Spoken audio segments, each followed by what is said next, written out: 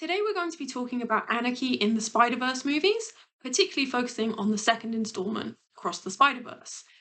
Quick disclaimer before we get into things, obviously spoiler warning for the movies, but also, more importantly, if I'm going to be talking about Marvel, I can only really ethically do that by clearly saying, please boycott Marvel.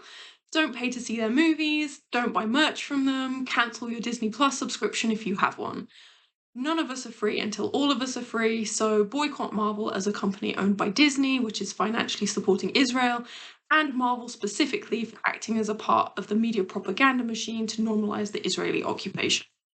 Free Palestine.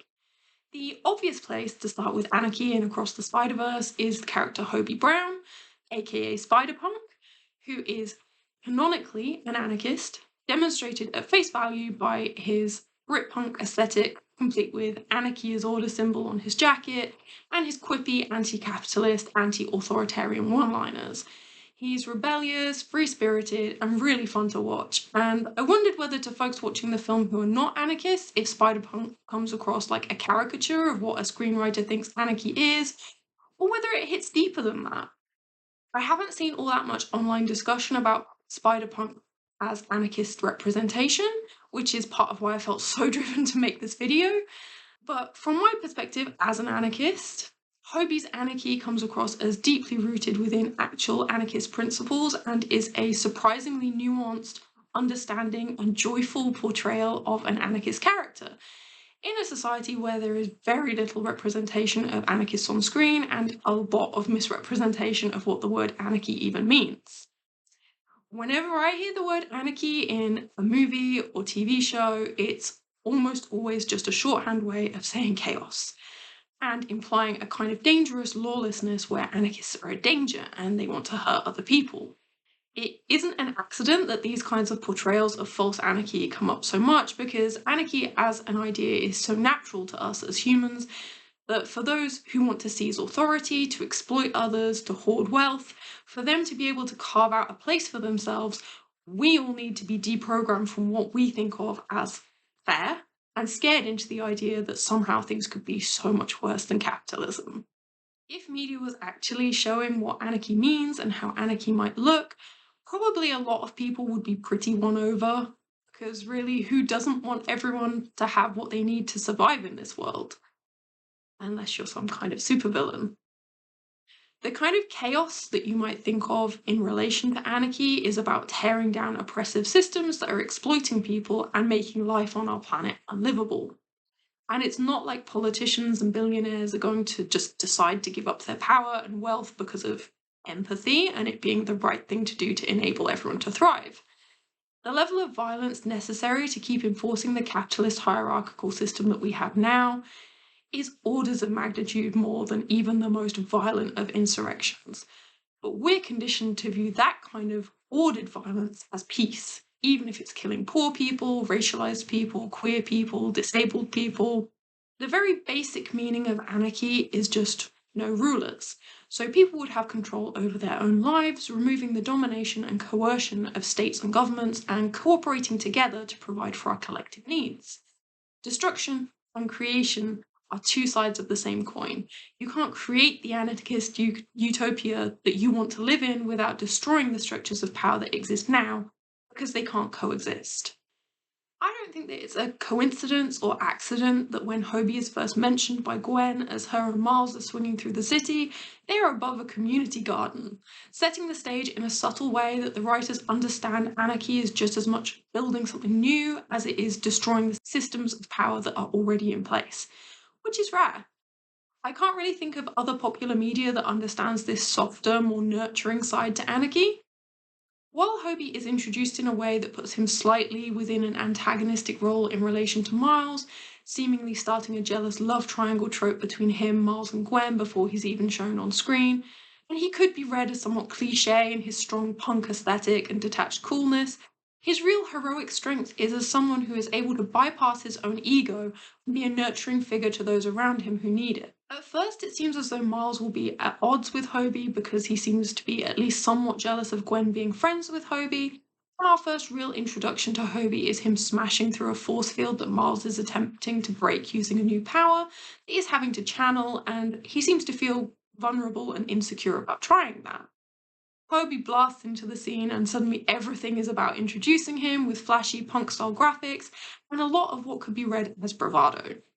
The beauty of Hobie is that he's able to exposit these sound bites of anarchy as it is in popular culture, like the "I hate labels, I'm not a hero" line, making it familiar enough for people to latch on to understanding the bold punk visuals and the rebellious attitude, but layering that throughout the movie with other ways that he's also equally anarchist in ways that people may not have ever thought of as being anarchist. Hobie's aesthetic is constantly shifting and changing, impossible to pin down, acting as a visual representation of how fluid and adaptable anarchism is. When first introduced, Hobie is wearing a mask and makes clear that he will not be revealing his identity, highlighting the real-world aesthetic and tactic of Black Bloc anarchists wanting to protect their identity while taking action. It draws an aesthetic parallel between anarchists and superheroes, where usually anarchists tend to be portrayed as threatening rather than heroic, if they're portrayed in any way at all. Black Bloc is a really interesting thing to get into here as something that is often misunderstood, in the same way that people have been misinformed about anarchy as a whole being about destruction and it being dangerous. The media likes to vilify protesters who mask up and hide their identity. For anyone who isn't familiar with the term, Black Bloc is when people protesting or taking direct action will wear all black, including a mask or balaclava, or just generally something that hides their face. This tends to provoke a lot of, "Why would you hide your face if you aren't doing something wrong?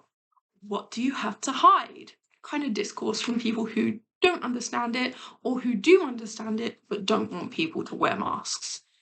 But let me just say it, masking up is heroic. In a real life setting in our world, people who are dressing in black, covering their faces, when enough people do this, it creates a situation where they're protecting themselves from state surveillance, policing, from doxing from fascists, but they're also protecting each other because suddenly when everyone is wearing the same, it's harder to single out people who might be more of a target to police, like racialized people, undocumented people, people who are generally already known to the police. There's a popular anarchist slogan, "No face, no case," which basically means that if you wear a mask, you're far less likely to suffer state violence. Because with policing as it is, effort to track someone down if they've successfully hidden their face and identifying features like their hair, eyebrows, tattoos, piercings is such that it may just never happen. Don't take that as legal advice. Within the Spider-Verse movies, I don't think it's an accident that it's cop characters that have a problem with superheroes wearing masks. Miles's dad doesn't like that Spider-Man wears a mask, presumably because it makes him unidentifiable. I think you also have the connotation that he thinks that the mask makes Spider-Man unaccountable. It's vigilantism because a superhero hasn't been appointed, doesn't have anyone to hold them accountable, but we all know that the police don't have anyone holding them accountable for the harm that they do, and being one person is kind of different to the scope of harm you can cause as part of a militarized force, even if you do happen to have superpowers. While we're talking masks, I can't not mention the scene from the first movie where Mary Jane is eulogizing for Peter Parker, and she says, "He always said it could have been anyone behind the mask. He was just the kid who happened to get bit. He didn't ask for his powers, but he chose to be Spider-Man. My favourite thing about Peter is that he made us each feel powerful. We all have powers of one kind or another, but in our own way. We are all Spider-Man, and we're all counting on you." Miles has put on a costume and is taking that sentiment very seriously, while someone behind him says that he doesn't think that she means literally.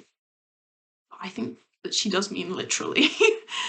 If we take this as a crossover between the values of superheroes and the values of anarchy, it's kind of literal. Any of us can try to change the world.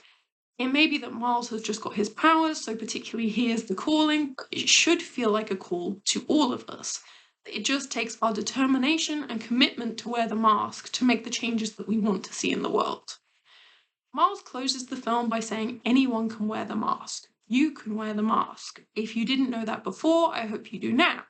Which is obviously a massively powerful kind of representation where Miles, as a black Latino teenager, is allowing other young people to see Miles and envision that this is also something that they can do. Combined with Mary Jane's speech, It also has the general kind of uplifting and empowering message that it actually needs all of us. And we all have that ability and responsibility to each other to try. Back to Hobie. In the first scene where Hobie is introduced, instead of taking credit for or ignoring Miles's contribution to breaking the force field, Hobie gives advice on particular changes to Miles's technique that would strengthen Miles's new power. Taking the idea of skill sharing that's present in a lot of actual anarchist organizing and showing that despite Miles not being particularly warm to Hobie thus far, Hobie wants to share his knowledge and draw upon his own experiences to help someone experiencing a similar hardship. Later on, we see Miles implement this same technique that Hobie has suggested in order to free himself from a force field being used like a prison cell, adding the implication that Hobie may have learned what he taught Miles from having been imprisoned previously himself. The fact that Hobie teaches Miles a technique that he probably understands the utility of for escaping imprisonment shows that Hobie has no machinations on ever wanting the ability to keep Miles in a cage, despite that he doesn't know Miles well yet and seems content to pass on knowledge in ways that can be used however the person needs to use it, rather than trying to keep control. It's very anarchist, it's working to break the levers of power rather than to seize them for yourself. We see Hobie's rebellious and defiant spirit throughout how he interacts with the authority of Spider Society, particularly Miguel, and how that authority responds to him, but also in how Hobie gently asks questions of Miles that challenge and undermine this new society that Miles is so desperate to be a part of. In one particular scene that never fails to make me smile, Miguel turns to Hobie and speaks in resigned exasperation that he's just going to ignore him, that he can't deal with him, highlighting that although Hobie is present in this organization, he is not a part of it. He is not committed to engaging in the structures that it is promoting or upholding the same values. He is considered by the authority at that time to be enough of a passive spectator to allow him to be present. It's clearly enough of a difficulty that those upholding the status quo know not to rely on him for assistance and are actively cold and dismissive of him, despite him having positive relationships with other characters who are part of the team, particularly Gwen. At one point, Hobie is asked why he's there, and he says that he's looking out for his drummer. Maybe it seems like a flippant line, almost like a deception. I think it's telling a fundamental truth. He's willing to be in close proximity to something that he doesn't believe is good or safe in order to look out for someone that he cares about who is being drawn in by it. He doesn't exert control to try to drag Gwen away from it. He's just there as someone to support her and to be an alternative to that. It's something that I see in the real world all the time with anarchy. As a general thing, I would say that anarchists are pretty hated by anyone who wants to be in a position of control or authority. You might think of obvious clashes there, like anarchists are at odds with bosses, billionaires, politicians, but you also see it in leftist organising spaces as well. Protest organisers, for example, tend not to like anarchists. And I would say that that's because protest organisers are often from organisations, charities, or NGOs that have rigid hierarchical structures and specific aims and ways that they want things done that benefit them and their organisation, rather than necessarily taking into account the wider picture of what would be beneficial for the actual cause. When anarchists show up to something like this, it's often with the express aim of protecting other protesters from harm like state violence or fascist doxing or attacks, and basically showing that there are alternative ways of engaging that aren't just showing up to a protest and following whatever the organiser of the day tells you you have to do. They'll often take demanding roles like cop watch, distributing material supplies like masks or water, first aiding, and sometimes even being a physical barrier between police and fascists and other protesters, or people targeted by police or fascists. Often with this resulting in state violence, arrests, repression, and then because they aren't benefiting the aims of whatever organisation called for the protest, not only are anarchists often not supported, often there will be an active distancing from them, blaming them for somehow provoking police violence, just like wanting for them not to show up. I think that that's because anarchists disrupt the flow of power for organisers who want full control and to just funnel people who show up into their organisations. So, I see anarchists as the folks who show up for their comrades, even people that they don't know, despite the risks, despite that people in authority don't want them there. And it's so that they can lead by example and show that there are other ways to do things. At the end of the movie, Gwen says that she's always wanted to be in a band, but she never found the right one to join, and so she started her own. And that feels like the same sort of thing. It's a very anarchist way of looking at things. When something that you want doesn't exist, you create that space and you end up there together with other people who that resonates with. Hobie has different aims and objectives than the rest of the Spider Society crew, and he doesn't hide that he's at odds with these aims. And particularly at odds with Miguel, specifically as someone who's taken on a role of authority, but he's also content to coexist alongside them for elements where their aims do align. At one point, Hobie even points out that one of the Prowlers trapped in a force field is his own work, showing that at times Hobie has cooperated with the systems in place for some reason. Let's be real, I want to know why. I want to know if there is some really in-depth, convoluted reason, like genuinely why Hobie would have taken part in imprisoning someone, or whether it's just that the writers didn't think about it because they didn't realize that as an anarchist, Hobie probably isn't going to be into prisons or cultural punishment. It's also seen in the line, "I'll do it, but not because you told me to," which can seem throwaway and unnecessarily contrarian, but it illustrates that Hobie has his own moral code under which he's working that will sometimes coincide with what other characters want, in which case he will assist them, but he's not swayed by the pressure of being within a huge society made up of lots of different spider people who all seem to be won over by the hierarchy and maintaining the status quo of the canon. And he's strong enough to be obstructive when conflict arises between what other characters desire when this is at odds with his own values. At one point, it's made particularly clear that Hobie does not fear disunity and is comfortable with the idea of conflict, in a situation that others feel requires de-escalation. Jess tells Hobie, "You're not helping." And he responds, "Good." Because he doesn't want to return to the peaceful status quo. He wants there to be that rupture caused by the conflict where people can reflect on that and they can make decisions based on that. We're encouraged to see some of Hobie's actions through Miles's eyes and experience, like when Hobie is taking elements of technology and Miles sees this as a type of flippant, wanton destruction, as Miles doesn't understand that Hobie is reverse engineering the dimensional watches to create something of his own to function in the same way outside of that controlling organization. This embodies the very anarcho-punk DIY culture that's present in anarchist circles, as well as a type of anti-capitalism and anti-authoritarianism that works under the knowledge that we don't need to buy into values that we oppose. We can create something that maintains positive or necessary functions while not recreating the negative hierarchical structures. For example, with Hobie then having a dimensional device but not needing to be a part of Spider Society in order to have access to it. Hobie already seems to embody these ideas of knowing that there are other ways to achieve similar results when we meet him, and he seems to express a genuine interest and curiosity in suggesting these things to Miles, who begins in a place where he's not ready to hear or understand these ideas because he's so focused on the established way to do things. Hobie seems to sense this desperation in Miles, imparting the knowledge, "Don't enlist until you know what war you're fighting." Knowing that Miles needs to hear this forewarning, even though he may not yet be ready to fully take the message on board because of his relative inexperience, and placing a lot of value on being accepted because he's been socialized into these kind of mainstream ideas, and Hobie may be his first interaction with a rejection of all of these values and a presentation of the alternatives. Miles struggles between this desperation to be accepted and validated by Spider Society, particularly because of feeling rejected or seen as less than by those in authority there, while also seeing Hobie as cool, perhaps even particularly so because Hobie doesn't have this same striving desire to be accepted. When Hobie is first introduced, he says that he's not a role model, which can be hard to reason with when he's so clearly looked up to by Miles, has so much influence on him.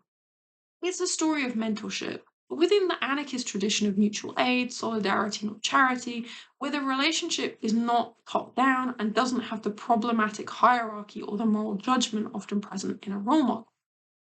As an enigmatic person with more real-world experience, it would be easy for Hobie to use this position to gain social dominance and control over Miles, to recreate his own values and ways of doing things, to just create a copy of himself. but he instead chooses to ask questions of Miles that encourage him to think about his place within society and to offer tools that Miles can use if he chooses to in the future without needing to rigidly define how that knowledge or those resources will be used. In this way, Hobie seems to have a strong belief in the ability of those around him to make their own decisions autonomously and to nurture a sense of empowerment and ability in those around him without needing to over involve himself or to see the exact outcomes of the chain reactions that he starts. This is particularly noticeable in the iconic way in which Hobie pieces out after Miles escapes, saying, "Just for the record, I quit," to no one in particular, and surrendering his dimensional watch as he steps back through the portal. If we consider that Miles is still in danger at this point, it can seem like a strange choice that Hobie leaves, but he has already equipped Miles with the knowledge and what he needs to come to his own conclusions, to fight his own fight, and he has other plans going on behind the scenes, such that he doesn't feel the need to stay and actively fight beside him. Not all anarchy is about insurrectionary fighting, it can also be these acts of mutual aid, support, preparation, and solidarity. Miles is a really interesting character to see next to Hobie. It's like Miles has been conditioned throughout his whole life to see things a particular way, to view good and bad in black and white. Is potentially reaching a turning point where he needs to reflect on this because he sees that he isn't aligned with how his other friends are acting as part of Spider Society, protecting the canon at all costs. Personally, I hope that this realization of doing his story his own way is going to open up far more ruptures for him where Miles hasn't to assess whether he really is the good guy in how he behaves. At this point, we haven't seen Hobie's home universe, and a lot of how Spiderpunk functions as a spider person is a mystery. We know that he's fighting fascists, but is he also fighting low-level crime in the usual Spider-Man fashion? Or does Hobie recognize crime as a social construct and reject policing and carceral punishment? When I wonder these things, it puts more scrutiny on Miles and Gwen, because I feel like I've been invited to imagine an alternative universe where a spider person could exist with actual anarchist values. In the movie, we see Gwen and Miles catch someone who has snatched someone's purse, leaving him webbed up with a note, presumably left for law enforcement. I like to think that this isn't how Hobie would deal with things, when it's of course absolutely possible to intervene in these situations to protect someone without that then requiring state violence to enact punishment. With how much Miles seems to admire Hobie, coupled with the fact that Miles is a strong-willed, creative person with a commitment to his own sense of justice, I see Miles as a burgeoning anarchist. Someone who is on the precipice of having the illusions of their world shattered and seeing the depths of the injustice that everything they've ever known has been built on. Part of that involves the painful process of seeing where we've been complicit in taking part in and benefiting from those systems and the harms that we've caused from that. Which is where we need to talk about Spot, because can we really see Spot, hear his origin story, and see Miles as a good guy? Miles hasn't deliberately caused this harm, but obviously is an anarchist. I'm hearing Spot justify stealing the ATM, and I'm on board, of course. It's a victimless crime, he's stealing from a bank, not from an individual, and moreover, he has been directly put into this position where he at least feels that he has no other choice. Because he's lost his job, his family, his face, because of Miles. For Miles to try to enact judgment and punishment on someone who has become completely unable to function in a society that requires them to have money to be able to survive at all is despicable. Just as it's despicable in exactly the same way for cops to do this in our own society. ACAB includes Spider-Man here. Miles is acting according to values that have been instilled in him through his life, living in the society that he does, with his father as a cop, without really questioning why he's acting in this way. Why it's important that Spot should not steal money from a bank when that money would allow Spot to survive, whereas it will allow a bank to have more money and make more investments into weapons, animal testing, all the usuals. In our world, things are too complicated for the kind of morality of stealing is bad, stopping someone stealing is good to make sense. even in a Spider-Man story. I kind of have to believe that the writers feel that way too. The simple morality tales are from a bygone time. It doesn't make sense anymore. As wealth inequality and poverty have soared, it doesn't feel comfortable to see regular people punished for stealing. Our villains need to be the super rich. Our heroes need to be the working class folks who aren't turning on each other. I hope that we're seeing Miles Morales become radicalized. Miles is no stranger to practicing his anarchist calisthenics. We see him stickering and spraying up graffiti, both of which are illegal, but Miles probably doesn't care that it's illegal because there's no good reason for it to be illegal, and Miles doesn't need to follow the letter of the law, he's following his own moral compass. Unfortunately, his moral compass has been influenced by the conditioning of our society. But if he can value creativity and artistic expression over property in some instances, hopefully he can break through the brainwashing to consider whether he really wants to be using his powers to protect clients. It means breaking away from the kind of moral absolutes that you see in superhero media and recognizing that some of the time, despite his best intentions, Miles has been the bad guy because he's caused more harm than the villains he's been thwarting. But we're seeing it happen in small and big ways through Miles's story. Perhaps it was meant as a throwaway line, but when Miles is fleeing to escape Miguel and the scores of other spider people, and he crashes onto the bonnet of a moving car, a passenger points Miguel to where Miles is, with Miles yelling, "Snitch." And I just feel hopeful that in calling that out in someone else, Miles will continue to grow and be more mindful and move away from being the snitch and class traitor that he has been in the past. That sounds really far too harsh for a character that I really do love, but it is how he's behaved up until now. He's been selling out other people for theft and survival crime like that. But we do need to give him a lot of grace since he is a child, and he is the child of a cop who is going to have been brought up with so many warped ideas about crime and domination. He has so much to unlearn here, but he is really meeting that challenge by standing against his friends and rejecting the hierarchy of spider society, even though he has a strong desire to be accepted. I just want to see Miles keep growing in the way that he has, really listening to his internal sense of justice instead of the loud voices around him, taking control of his own actions, and being the change that he wants to see in the world. That is all fundamentally anarchist stuff, and although I don't think that we're going to have Miles expressly written as an anarchist, like with that label, particularly because we have Hobie in that role, I can quite see Miles being an anarchist character in terms of how he conducts himself if he continues on the trajectory that we've seen him on throughout Across the Spiderverse. It just takes some more internal reflection and questioning whether we're really acting according to our values and whether our values are in line with who we want to be. I'm quietly hopeful that we're going to get more good anarchist representation in these movies because the writers, they did seem to understand a level of nuance with Hobie and with how Hobie has influenced Miles. So I feel like they can't have just lucked into it all. I don't know how these folks are working at Marvel. Maybe it's literally the only instance of successfully infiltrating something to change it from the inside. But the fact that we have people writing anarchists in a world filled with ideas on cops and law enforcement and justice and changing the conversation on how people watching these movies may see all these concepts, it alters who can be our heroes, who can be our villains, and lets us ask what kind of world that we can build from that. It feels like the right way to end this video to repeat, anyone can wear the mask. You can wear the mask. If you resonate with Hobie's ideas and ways of doing things, maybe you are also an anarchist. If you like Hobie and you want to be like him, fortunately, you don't have to have superpowers. Ultimately, I don't think that the things that we really admire about Hobie or Miles or Gwen are that they're strong or fast or that they can shoot webs. It's that they're brave and they follow what they think is right and they look out for their friends and they do things their own way.